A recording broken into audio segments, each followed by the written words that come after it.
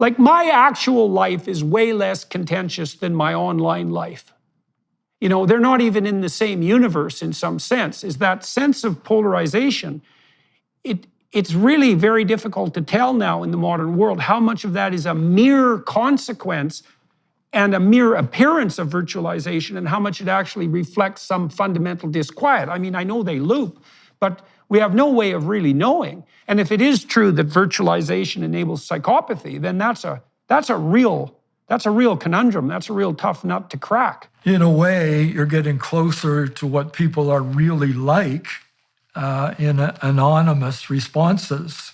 We know that from questionnaire work, that the more anonymous responses, the less desirable the answers that you get from people are. But it does sound very cynical to think that the nasty stuff you see online is really the human condition.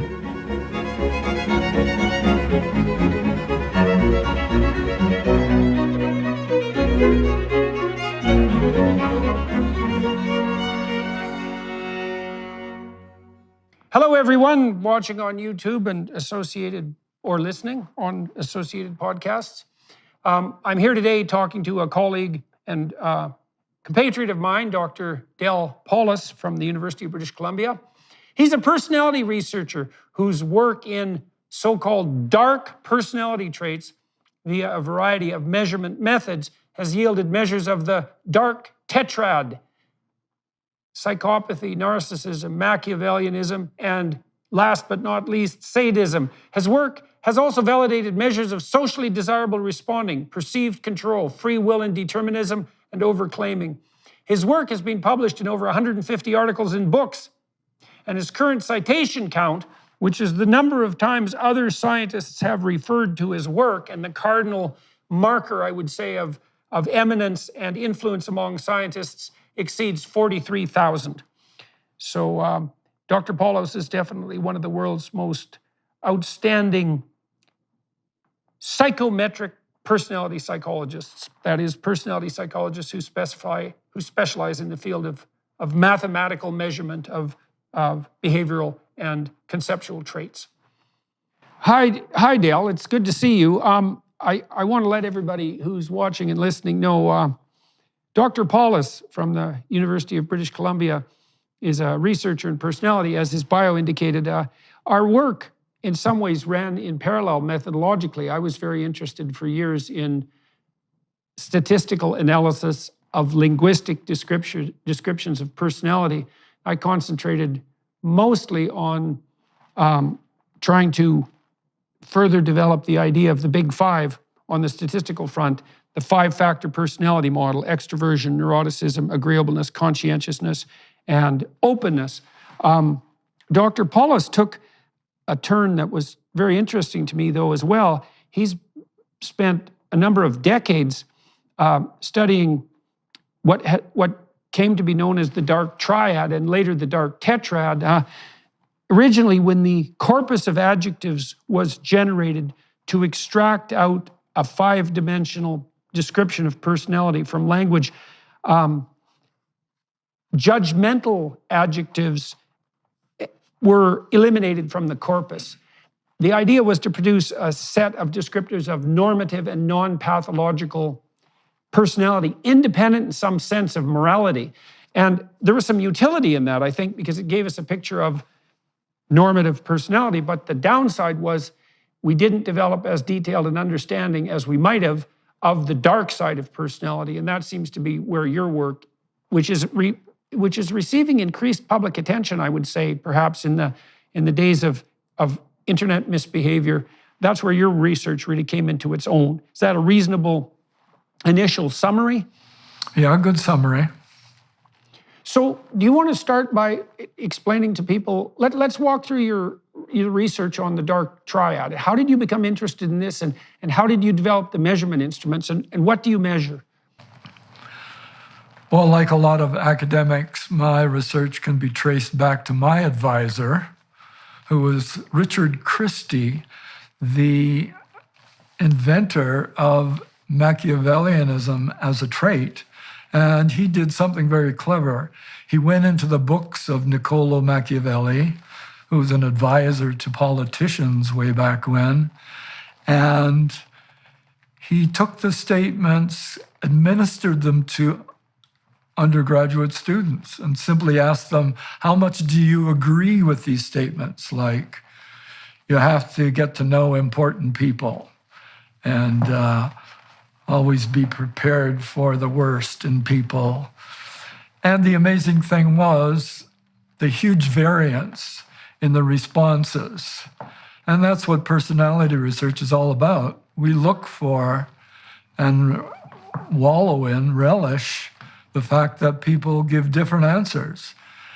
And apparently, a lot of people agreed totally with the statements that Machiavelli made in the 1500s. Others were horrified by them.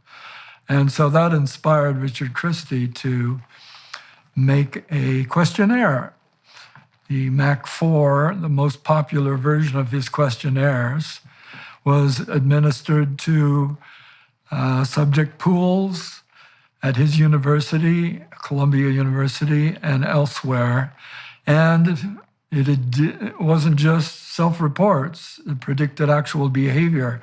So he could show that people who scored high on the Mach 4 manipulated others in a room, in a laboratory. So they would try to squeeze money out of other people by tricking them, and all of this could be recorded and published.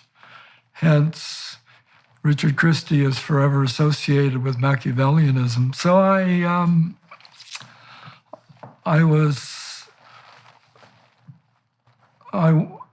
I thought that was a fabulous way to do research. I moved on then and took a real job at the University of British Columbia and met up there with Bob Hare, sort of the emperor of research on psychopathy, another aversive trait. And of course, he has done it all, but what he didn't do was compare it to Machiavellianism. And I've also done some research separately on narcissism, which captured attention of researchers in the 1980s because it seems to resonate. Everybody knows narcissists, people who want a lot of attention and think they are superior to everyone else. Everyone can resonate to knowing such people. So we have 3 personality variables. Then when the student, Kevin Williams, came along, and typically in my career, I go with what the students want to do, we decided to figure out whether there were more. Are there more aversive personalities? So we searched the literature, and we did as much as we could back then, early 2000s, to cover all the literature and see if there were more personalities that were at the level of narcissism, Machiavellianism, and psychopathy. We called them the dark triad because they seem to dominate the literature. There are already hundreds of studies on each one of those. The unfortunate results, fortunate in the long run, I suppose, is that the literature's overlapped so much you could barely tell the difference. If you took all the literature on narcissism, all the literature on Machiavellianism and psychopathy, you could see the same things coming up. And that was the original problem. We want to parse the dark side of traits, but you can't really do much with the literature because of this phenomenon that we called construct creep. And that is, a researcher doesn't have the ability to research everything at once, so they focus on one variable. But it creeps wider and wider until it overlaps with other variables. And that's a problem because you don't know which one you're actually studying when you put it into a research program. which one is responsible for the action you're seeing? Right. Well, we want to talk about that in some more detail too, because I'd like to find out a bit more about how you feel. I know that the dark triad has morphed into the dark tetrad to some degree, and I'm also curious as to what you have to say about the overlap between the dark tetrad qualities and personality disorder categories, especially in the histrionic, antisocial, and narcissistic categories. Obviously, that shades into personality pathology. And so can I define the three traits and have you correct my definitions, if you would? So the Machiavellians, as you pointed out, Machiavelli was an advisor to princes who was really interested in some sense in the outright maintenance of instrumental power. I wouldn't say he was driven by any intrinsic ethic. It was Machiavelli gave advices to princes who wanted to maintain their position by hook or by crook, let's say. So Machiavellians are willing to use manipulation to obtain their personal ends. And narcissists seem to be driven by a high desire to obtain unearned status from others. And the most important thing for them is not status in relationship to competence, let's say, or in relationship to performance, but just in status for its own sake.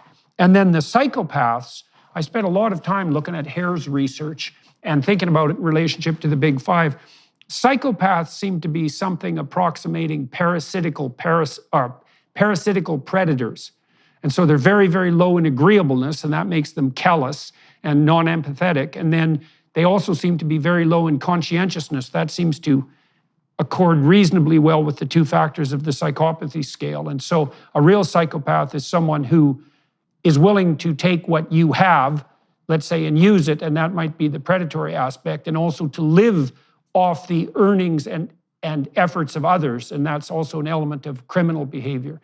And so you're looking at the nexus of all three of those, Machiavellianism, narcissism, and psychopathy. And recently, you and other researchers have added, I think this is so interesting because I think it was a real lack, you added sadism to that, which is positive delight and pleasure taken in the suffering of others. And so can you expand at all upon the definitions of Machiavellianism, narcissism, and psychopathy? And we could segue into sadism. Yeah, I agree with all of your definitions, although what we did was spend a lot of time trying to find what's different among each of the characters and what the overlap is. Why is it that the literatures and the measures that were available always overlapped to a dangerous degree in trying to understand what's going on? So the key thing for psychopaths, in our opinion, is impulsivity and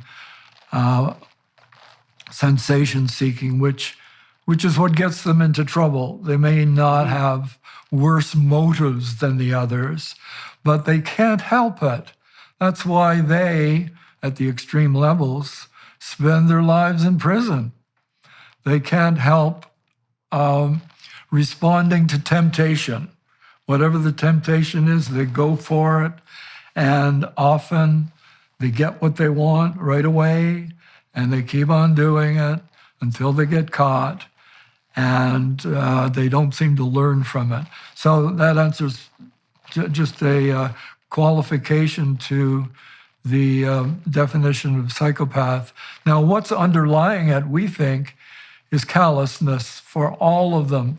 They're overlapping because at the core is a failure to have empathy.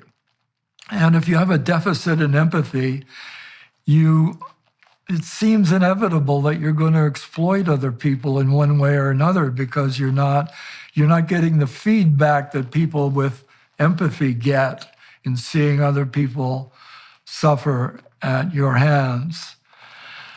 And the story of sadism is quite a long story, but if you want me to get into the details, sure. I can do that now. Yeah, please do, please do.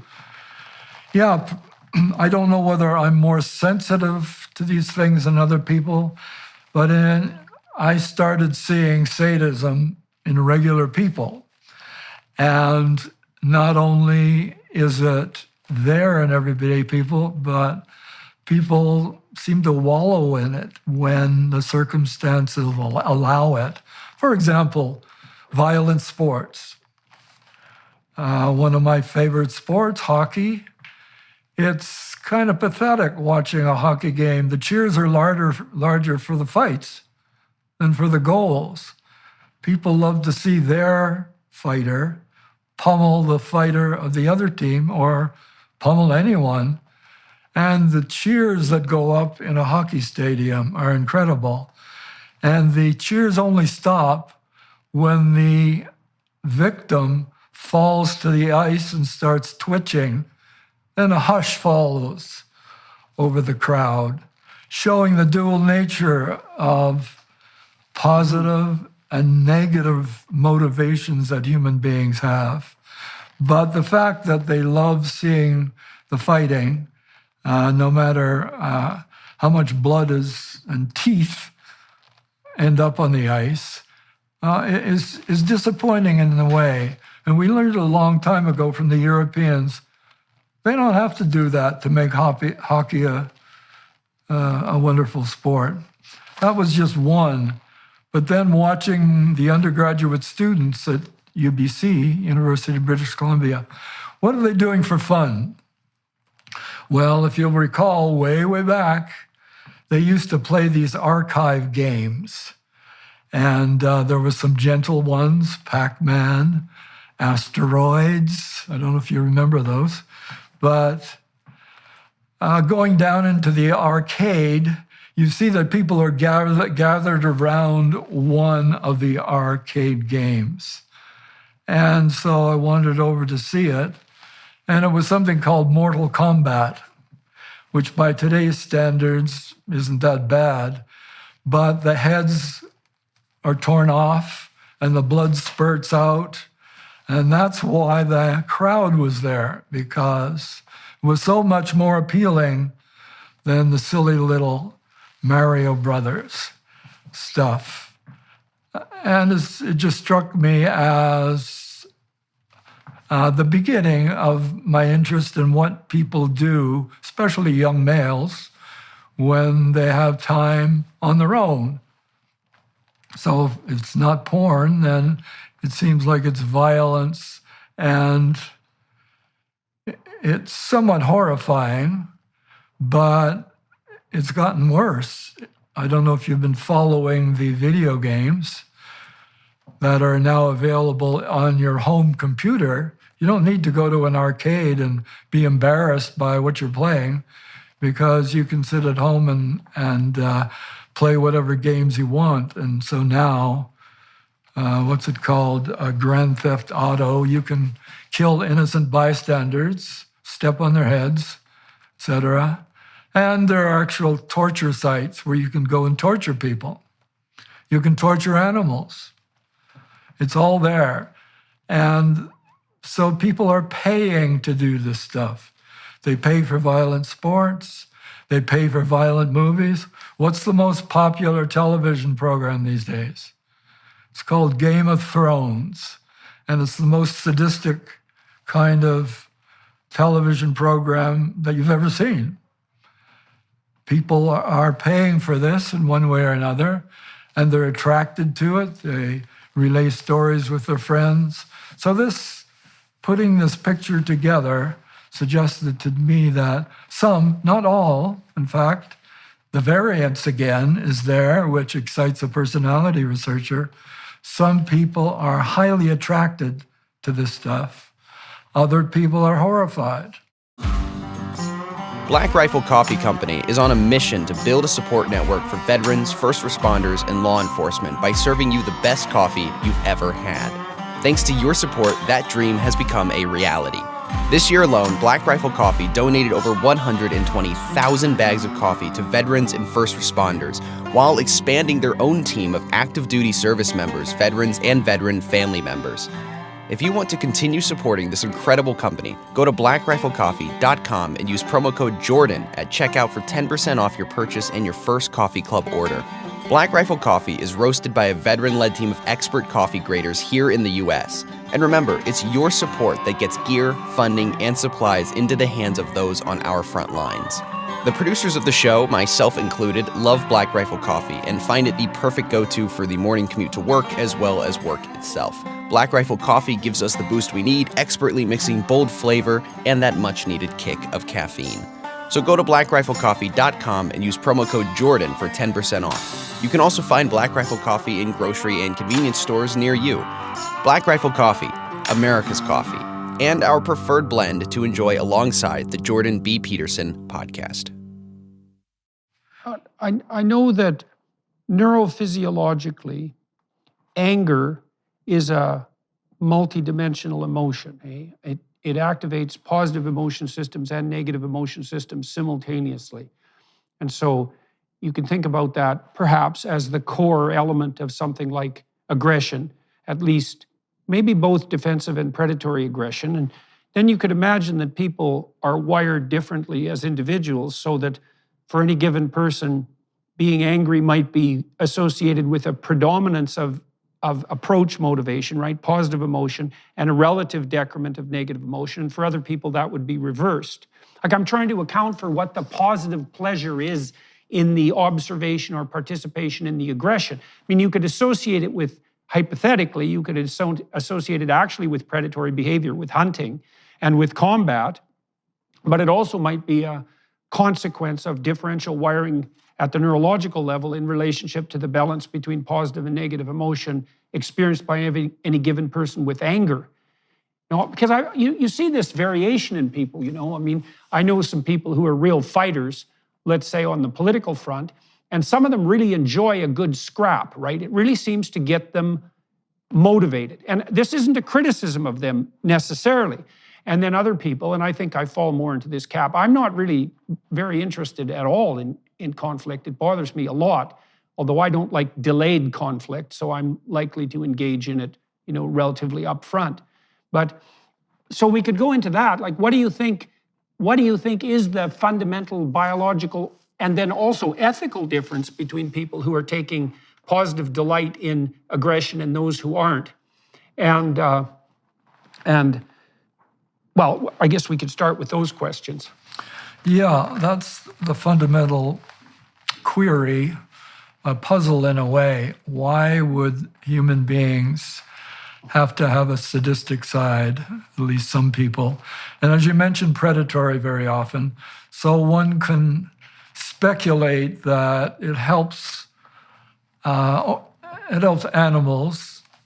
carnivores especially, hunt if they not only are willing but enjoy the killing, and that could have been carried over to human beings. Mm-hmm.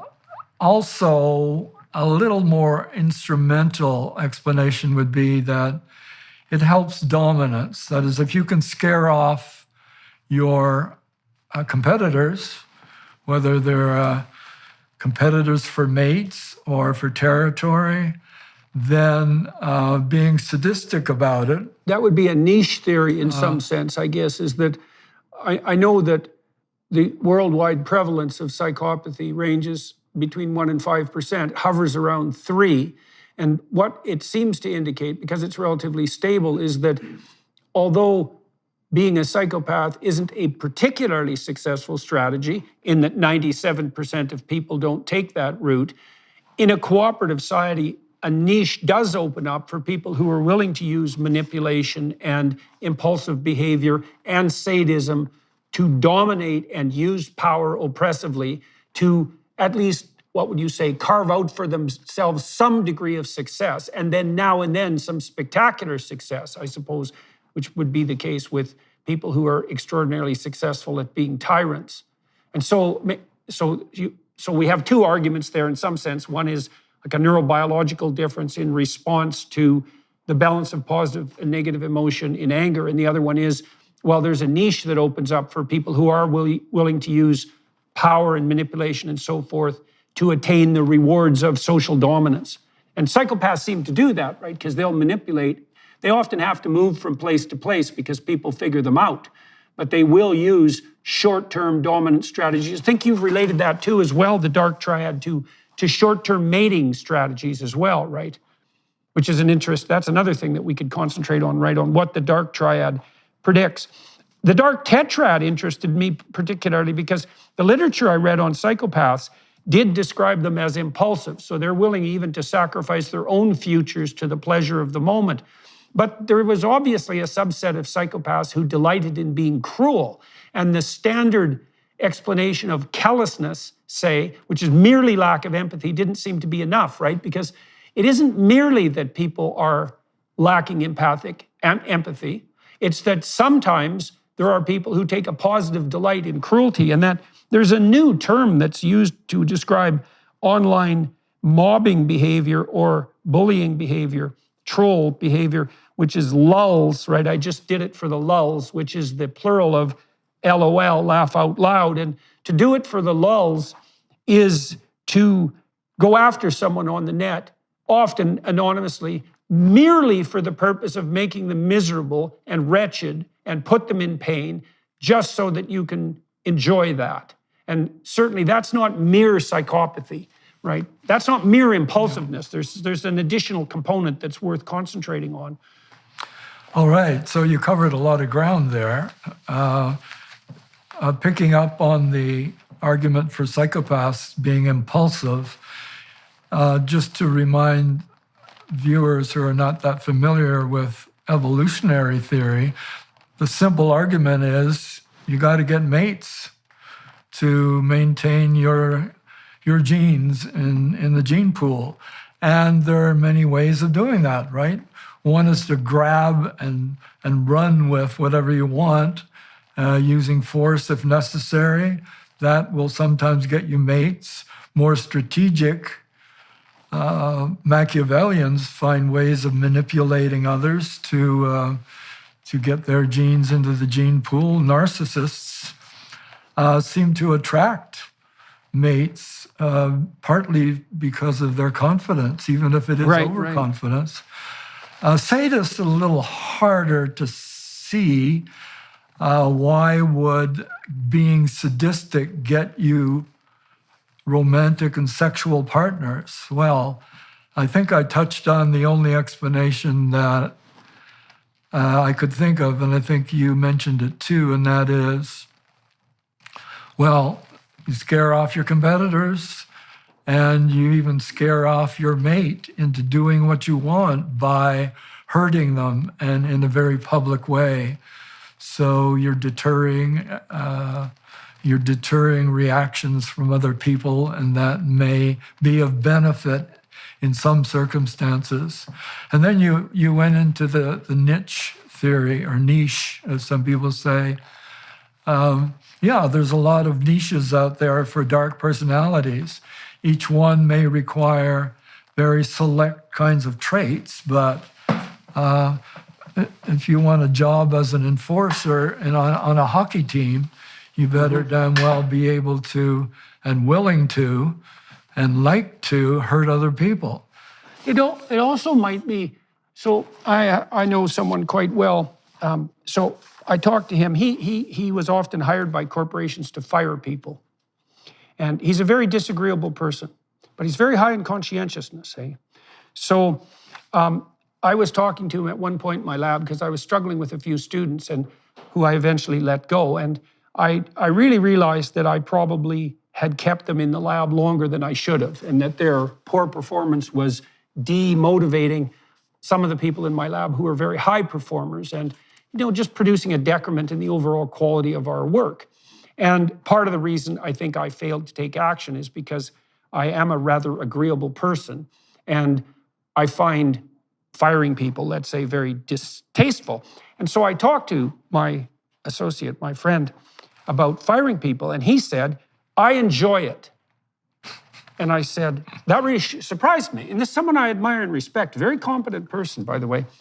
I said, well, why is that? He said, well, I go into corporations and I ferret out the people who are kissing up and kicking down. I ferret out the narcissists. I ferret out the people who, as I alluded to, take credit when they haven't done anything and cast aspersions on others when they have done something, and who are clearly not doing their job. And then also, I go after people who for whom it would be better in some real sense to be off doing something else. And his continual pattern of employment for multiple years, because he was particularly good at this, was he'd go into a corporation that was failing and start to fire people at the bottom and then climb the hierarchy. And then when he got too close to the top, they'd fire him, of course. But, you know, it was really interesting to me because it's also possible that some of these traits, the more psychopathic traits, have a positive utility socially, even speaking morally, when they're combined with other personality traits, right? But that are particularly, like maybe it's not so bad to be low in agreeableness if you're high in conscientiousness. But maybe it's really bad to be low in agreeableness if you're really high in neuroticism or really low in conscientiousness.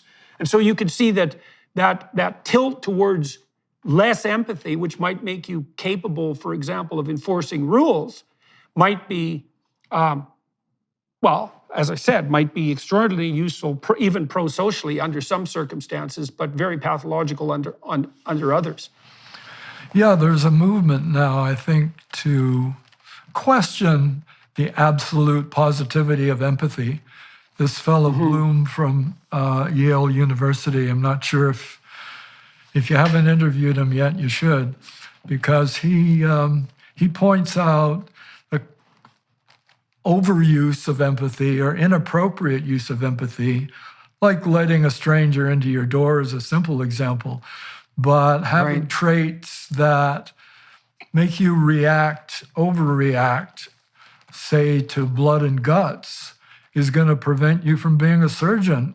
You've got to be able to get your knife in there and slice people up, and to some extent ignore them if, well, up to a point, if they're complaining.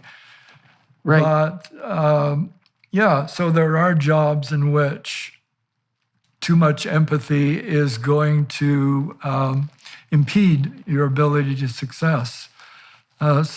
So he goes through a lot of examples like that. I suppose one of the first things they do at boot camp is to try to impose certain kinds of motivations in soldiers that are joining the army and make sure they understand that if you don't kill first, they're going to kill you, or they're going to kill your buddies. And that should be the way you think when you're in a war.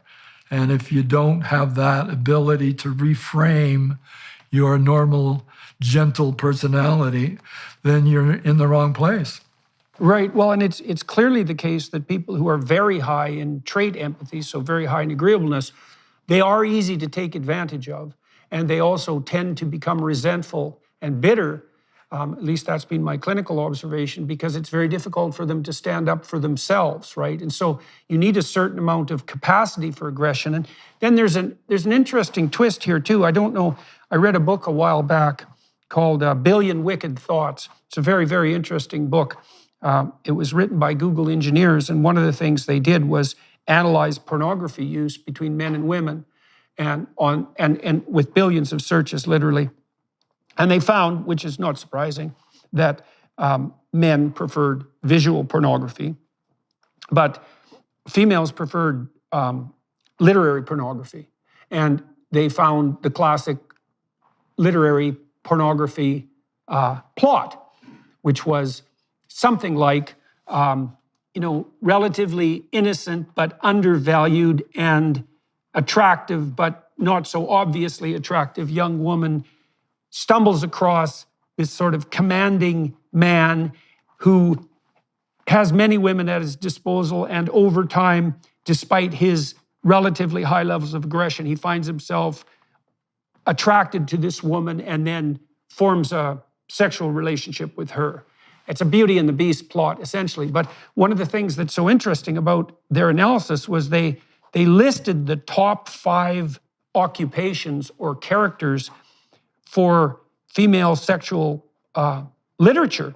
And they were pirate, surgeon, billionaire, vampire, and pilot. And so those are all males who I would say are marked by, oh no, not pilot, werewolf. Werewolf was the 5th one. And so I think it reflects to some degree this conundrum that women have. It's because women have to pick a man who has the capacity for aggression, enough of the capacity for aggression to protect himself and others and to move out into the world against a fair bit of opposition, but who's also simultaneously empathic or perhaps conscientious enough to be caring and share. And you can imagine that's a real knife edge, right? Because you need a bit of a monster in your man, let's say, to keep the real monsters away, but you don't want so much monster so that a relationship is impossible. And so then you could also imagine that there's overshoot on both sides of that target so that some men become too aggressive but can appear attractive in the short term because they have the confidence associated with that. And some men become too agreeable, and so they look easy to get along with and so forth, but they can't put themselves forward and stand up for themselves. And so it'd be another explanation for the potential emergence of, say, sadism and psychopathy, is that there's this narrow target for, especially for men to hit, doesn't account for female psychopathy, but for men to hit, and it's easy to overshoot in either direction. And there's going to be variability in women's choice as well. The current administration's New Year's goals are to tax, spend, and turn a blind eye to inflation.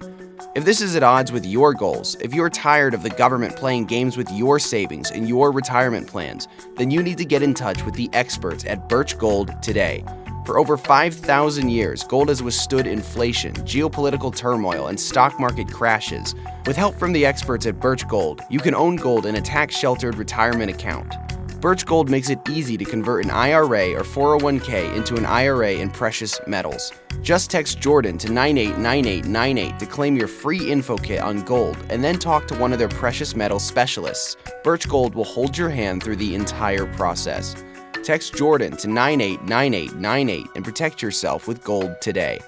With an A+ rating with the Better Business Bureau, thousands of happy customers, and countless 5-star reviews, you can trust Birch Gold to help protect your savings. Text Jordan to 989898 today.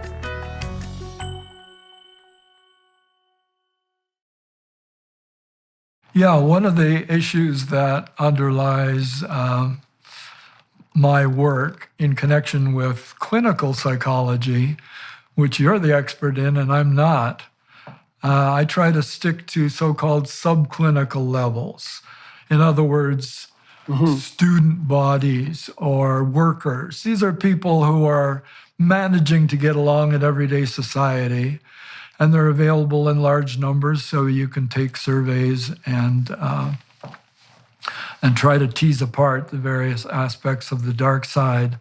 But I'm very reticent to venture to the clinical side.